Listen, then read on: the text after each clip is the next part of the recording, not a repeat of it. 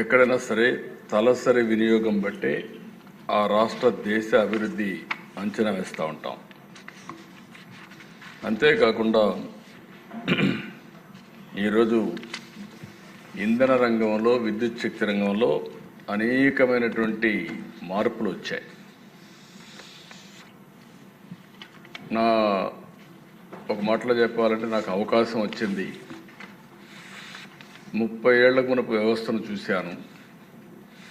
ఈరోజు మళ్ళీ వ్యవస్థను చూస్తున్నాను. ఈ కీలకమైన వ్యవస్థ పైన వివిధ రంగాల్లో జరిగినటువంటి విషయాలు కూడా మనం సమీక్ష చేసుకుంటే చాలా విషయాలు మనకు అర్థమవుతున్నాయి. ఎందుకంటే ఈరోజు దిశ మాకు ఒకప్పుడు నార్ల తాతారావు ఉండేవాడు హైదరాబాద్. కంపల్సరీగా ప్రతి ఒక్క ఎమ్మెల్యే కూడా అక్కడికి వెళ్ళి ఆయన కలిసి మాకు పంప్ సెట్ కావాలి, చిన్న చిన్న విషయాలు అడిగేవారు.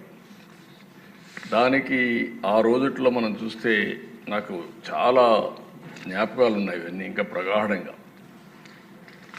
ఇదే అసెంబ్లీ సమావేశాలు ఉంటే ఈ సీజన్లో బడ్జెట్ సమావేశాలు ఎప్పుడూ మార్చిలో వస్తాయి. మార్చిలో అగ్రికల్చర్ పీక్ వస్తుంది. ఆ సమయంలో కానీ నీళ్లు లేకపోతే పొట్ట మీదకి వచ్చిన వరి ఎండిపోతుంది. ఇంకక్కడి నుంచి హార్ట్ బర్నింగ్ ఎంత ఉంటుందో మనం అర్థం చేసుకోవాలి రైతుల్లో. మాకు నర్రా రాఘవరెడ్డి అని ఒక ఎమ్మెల్యే ఉండేవాడు, కమ్యూనిస్ట్ పార్టీ సిపిఎం. ఆయన నల్గొండ నుంచి మనుషుల తోలుకు వచ్చేవాడు. మేము అసెంబ్లీలో ఉంటాం, వాళ్ళు విద్యుత్ సౌదా ఎక్కడైతే మీకు ఐడియా ఉంది, సోమాజిగూడలో పెద్ద గొడవలు జరిగేది. ఒక స్టేజ్కి ఎంత ప్రెషర్ ఉందంటే నేను ముఖ్యమంత్రిగా వీళ్ళు చేసే గొడవలను నిన్నాక నేరుగా అసెంబ్లీ అడ్జర్న్ చేసి నేరుగా హెలికాప్టర్ వేసుకొని పొలాల్లో ఎండిపోయిన పొలాలు చూసి మళ్ళా వచ్చి అసెంబ్లీలో సమాధానం చెప్పిన రోజులు. ఒక జవాబుదారితనం ఇక్కడుండే ఎమ్మెల్యేస్ గుర్తుపెట్టుకోవాల్సిన అవసరం ఉంది. ఓసారి అధ్యక్ష, కరెంట్ అనేది ఒక నిత్యావసరం, అందరికి అత్యంత అవసరమైనప్పుడు కూడా ఊర్లో నేను చూసేవాడిని. ఎప్పుడో కరెంట్ వచ్చేది, ఇమ్మీడియట్గా సైరన్ కొట్టేటి అందరూ పరిగెత్తేవాళ్ళు. ఎందుకో మోటార్లు వేయడానికి. వీళ్ళందరూ మోటార్లు ఆన్ చేసేవాళ్ళు, సగం కాలిపోయేటివి. ఆల్ ఆఫ్ ఎ సడన్ అన్ని మోటార్లు ఆన్ చేస్తే లో వోల్టేజ్ వచ్చి మోటార్లన్నీ కాలిపోయేటివి. నాకు ఇప్పుడు కూడా నా కళ్ళల్లో జ్ఞాపకం ఉంటుంది.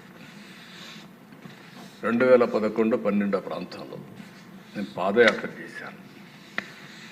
నడుచుకుంటూ పోతుంటే రాత్రి 12 గంటలు 1 గంటకు ఆ ప్రాంతంలో నిజామాబాద్లో ఒక ఊర్లోకి వెళ్ళాను. దారిలో పోతా ఉంటే రోడ్డు మీద కూర్చొని చలిమంట వేసుకుంటున్నారు. జనవరి ఫిబ్రవరికి అంతా మీకు ఐడియా ఉంటుంది.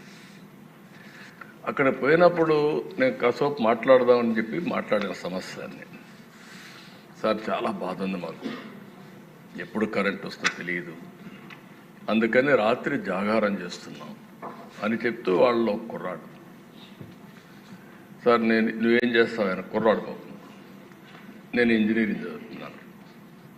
ఏంటా ఎందుకు వచ్చావురా? సార్ మా నాన్న జీవితం అంతా కూడా పాపం నా కోసం చదివించడానికి కష్టపడుతున్నాడు. ఎవ్రీడే వచ్చి ఇక్కడ ఉండేవాడు మిషన్ వేయడానికి. నేను హాలిడేస్లో వచ్చాను. కనీసం మా నాన్నకు ఒక 2 రోజులు రెస్ట్ ఇవ్వాలని నేను ఇక్కడికి వచ్చానని చెప్పి. అప్పుడు నేను అడిగాను, ఏంటి ధైర్యంగా ఉన్నా అంటే, లేదు సార్ భయం వేస్తూ ఉంది, పేపర్లో వస్తున్నాయి, పాములు గరుస్తున్నాయని, చీకటి ఉంటుంది, పంప్ సెట్ అయిపోయినప్పుడు పాములు గరుస్తున్నాయని, భయంగా పోయి వేస్తుందని నాకు కుర్రాడు చెప్పినప్పుడు నేను చాలా బాధపడ్డాను. ఇలాంటి సంఘటనలు నా జీవితంలో చాలా చూశానని చెప్పడానికే ఈ విషయాలు చెప్తున్నాను. ఈరోజు నేను గర్వంగా చెప్పగలుగుతా, 9 గంటలు డే టైమే వ్యవసాయానికి కరెంట్ ఇస్తాం, దాంట్లో అనుమానమే లేదు.